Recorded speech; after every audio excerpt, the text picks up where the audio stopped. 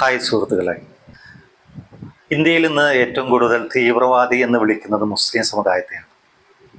പക്ഷേ യഥാർത്ഥത്തിൽ ഇന്ത്യയിൽ നടന്നിട്ടുള്ള ഓരോ സംഭവങ്ങൾ നമ്മൾ എടുത്ത് പരിശോധിച്ചാൽ ശരിക്കും ആരാണ് ഈ അക്രമങ്ങളുടെ പിന്നിൽ? 4 നൂറ്റാണ്ട് മുമ്പ് പണി കഴിപ്പിച്ച 400 വർഷത്തോളം മുസ്ലിങ്ങൾ ആരാധന നടത്തിയ ബാബരി മസ്ജിദ് തകർത്ത ആരാണ്? ഹിന്ദുത്വ തീവ്രവാദികളാണ്. പിന്നീട് കോടതി വളരെ രസകരമായ രീതിയിൽ അത് അവർക്ക് വിട്ടുകൊടുക്കുകയും ചെയ്തു. ഒരുപാട് സ്ഫോടനങ്ങൾ ഇന്ത്യയിൽ നടന്നിട്ടുണ്ട്. ഇതിൻ്റെയൊക്കെ പിന്നിൽ ആരാണ്? ഹിന്ദുത്വ തീവ്രവാദികളാണ്. അതിൽ പല കേസുകളും തെളിയിക്കപ്പെട്ടു കഴിഞ്ഞു. സന്യാസിമാർ ഉൾപ്പെടെയുള്ള തീവ്രവാദികൾ നടത്തിയ പല സ്ഫോടനങ്ങളും തെളിയിക്കപ്പെട്ടു കഴിഞ്ഞതാണ്. പക്ഷെ അതെല്ലാം മുസ്ലിങ്ങളുടെ തലയിലാണ് ആദ്യം കൊണ്ടുവന്ന് ചാപ്പ കുത്തുന്നത്. അതുപോലെ കന്യാസ്ത്രീകളെ കൂട്ടബലാത്സംഗം ചെയ്യുന്നത്, മിഷണറിമാരെ ആക്രമിക്കുന്നത്, വാഹനത്തിലിട്ട് ചുട്ടുകൊല്ലുന്നത്, ഇതൊക്കെ നടത്തിയിട്ടുള്ളത് ആരാണ്? ഹിന്ദുത്വ തീവ്രവാദികൾ, സംഘപരിവാറാണ്. ഭക്ഷണത്തിൻ്റെ പേരിൽ, ബീഫിൻ്റെ പേരിൽ, ബീഫ് ഭക്ഷിച്ചു എന്നതിൻ്റെ പേരിൽ, ബീഫ് സൂക്ഷിച്ചു എന്നതിൻ്റെ പേരിൽ, വസ്ത്രത്തിൻ്റെ പേരിൽ, തലയിൽ തൊപ്പി വച്ചതിൻ്റെ പേരിൽ, താടി വളർത്തിയതിൻ്റെ പേരിൽ ഇതൊക്കെ ആക്രമിക്കുന്നതും കൊല്ലുന്നതും ആരാണ്? ഹിന്ദുത്വ തീവ്രവാദികളാണ്. യഥാർത്ഥത്തിൽ മുസ്ലിങ്ങൾ ഇന്ത്യയിലെ ഏതെങ്കിലും ദേവാലയങ്ങൾ ആക്രമിച്ചിട്ടുണ്ടോ? ഏതെങ്കിലും ക്ഷേത്രമോ അമ്പലമോ ആക്രമിക്കുകയോ അത് തകർക്കുകയോ ചെയ്തിട്ടുണ്ടോ?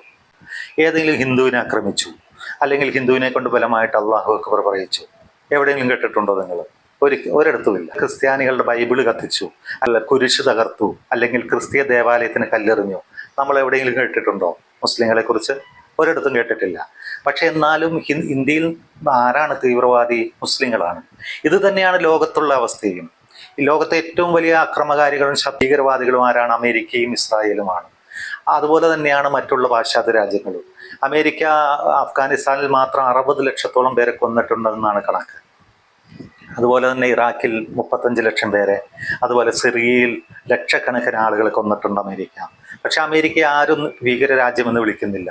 പക്ഷേ ലോകത്താണെങ്കിലും മുസ്ലിങ്ങളാണ് ഭീകരവാദികൾ. സ്വന്തം രാജ്യത്തിന് വേണ്ടി പോരാടുന്ന ഹമാസിനെ ഭീകരവാദികൾ എന്ന് വിളിക്കുന്നു. അതുപോലെ സ്വന്തം രാജ്യത്തിൻ്റെ അഭിമാനം സംരക്ഷിക്കാൻ പോരാടുന്ന ഇറാനെ പൈശാചിക രാജ്യമായിട്ട് ചിത്രീകരിക്കുന്നു. ഇത് ഞാൻ പറയുന്നത് ഈ നൂറ്റാണ്ടിലെ കാര്യമാണ്, മുൻ നൂറ്റാണ്ടുകളിലെ കാര്യമല്ല.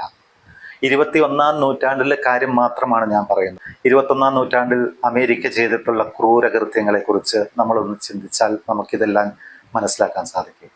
ലോകത്തെവിടെയായാലും ഇന്ത്യയിലായാലും എന്തുകൊണ്ടാണ് മുസ്ലിങ്ങൾ ഇത്രയേറെ തെറ്റിദ്ധരിക്കപ്പെടുന്നത്? തീർച്ചയായും ഒരൊറ്റ മറുപടിയേ അതിന് നമുക്കുള്ളൂ. അവർ വിശ്വസിക്കുന്ന പ്രത്യയശാസ്ത്രം. ആ പ്രത്യയശാസ്ത്രത്തെ ഇവർ ഭയപ്പെടുന്നു എന്നതാണ് ഇതിൻ്റെ